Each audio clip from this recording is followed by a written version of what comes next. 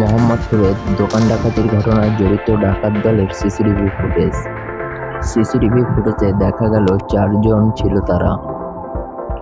গেল সোমবার মধ্যরাতে মোহাম্মদপুর এলাকার কুলপাড় পাবনা গলিতে মুদির দোকান ডাকাতি করতে এসে ধাওয়া খেয়ে পালিয়ে যায়।